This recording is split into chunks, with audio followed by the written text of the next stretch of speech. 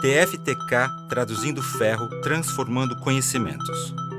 O projeto TFTK explora e traduz para o inglês a obra do historiador, teórico e arquiteto franco-brasileiro Sérgio Ferro, cujo trabalho demonstra que a arquitetura é baseada na separação entre o design e o canteiro de obras. O projeto TFTK se volta à obra de Ferro para entender melhor a relação entre o design arquitetural e a produção e o trabalho de construção.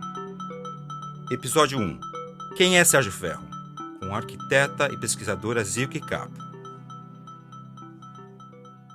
Meu nome é Silke Kapp, eu sou arquiteta. O que hoje chamamos de arquiteta ou arquiteto é alguém que define edificações e outros espaços por desenhos e especificações, ou seja, com projetos. Como profissão separada do canteiro de obras, esse papel existe há mais ou menos 5 séculos, não mais que isso. Desde 2003, trabalho na Escola de Arquitetura da UFMG, em Belo Horizonte. Temos aqui um grupo de pesquisa desde essa época. Ao longo dos anos, a gente tem se ocupado cada vez mais de maneiras de apoiar as pessoas para produzirem seus próprios espaços coletivamente e aumentarem sua autonomia. Geralmente trabalhamos com grupos marginalizados em favelas e outras periferias. O projeto TFTK começou pela ideia de traduzir o trabalho teórico de Sérgio Ferro para o inglês. O meu engajamento pessoal nesse projeto veio com algumas experiências em congressos internacionais. Minhas tentativas de discutir os processos de produção da arquitetura em termos de trabalho, luta de classes e questões semelhantes eram sempre rejeitadas como se violassem as regras do bom diálogo, do diálogo bem educado entre arquitetos.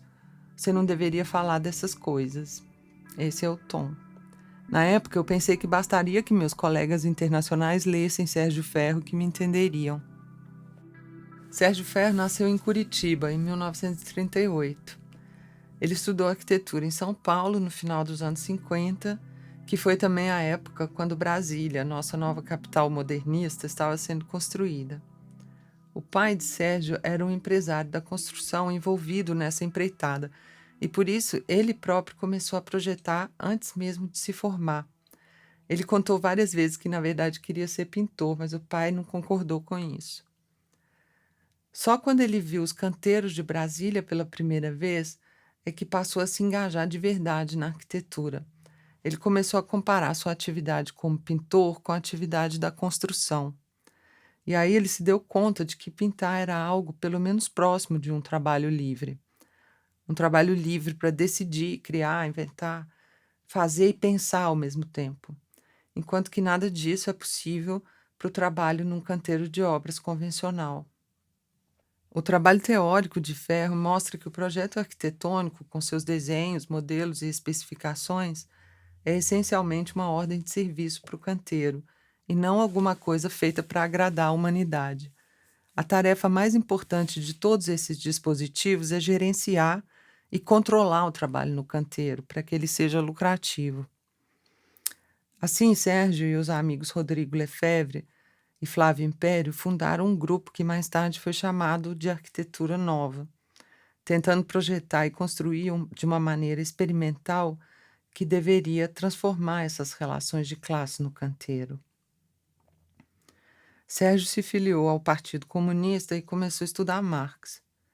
Marx foi um filósofo nascido na Alemanha em 1818, basicamente em plena Revolução Industrial, e o que ele mais tentou foi compreender a sociedade moderna, quer dizer, como ela funciona e por que temos mais recursos para sustentar todo mundo do que qualquer outra sociedade antes da nossa, e em vez de uma vida feliz para todos, só produzimos desigualdade e miséria. Quando Sérgio era estudante, nos anos 50 e 60, a situação era de um esforço para melhorar as coisas no Brasil. Muita gente estava envolvida na luta contra as desigualdades e injustiças sociais, os chamados movimentos comunistas. De certo modo, era algo realmente forte. Então, penso que não era propriamente exótico estudar Marx naquele momento.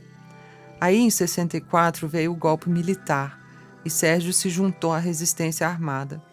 Acho que em 70 ele foi preso e depois de 1 ano de cadeia conseguiu se refugiar na França e se tornar professor na Universidade de Grenoble.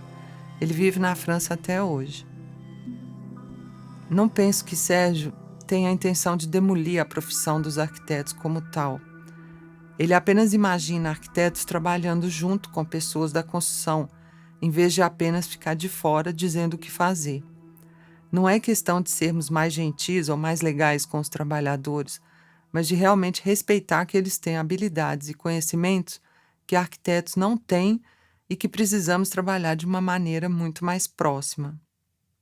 Sérgio não está dizendo que existe uma maneira de melhorar canteiros capitalistas convencionais, tipo, vamos lá tratar esse pessoal melhor do que a gente tem feito. Não tem jeito de fazer isso de verdade que não seja por uma revolução.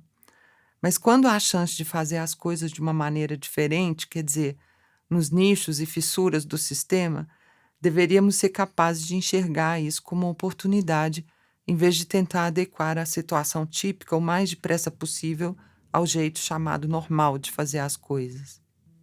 Penso que Sérgio ama a arte da construção e odeia o fato de que quase não há mais lugar para essa arte hoje, sabe? O desenho, por exemplo, poderia ser um instrumento incrível para decidir alguma coisa coletivamente, para mudar alguma coisa. Se o desenho fosse parte do próprio canteiro, e não algo que chega ao canteiro como comando externo, tudo seria diferente. Sérgio desenha muito e não apenas desenhos relacionados à pintura.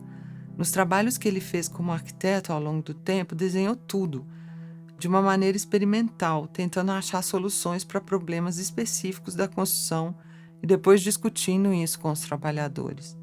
Ele diz que muitas vezes essas pessoas tinham soluções bem melhores do que um arquiteto teria, porque é muito diferente quando você está lidando com material real e explorando suas possibilidades.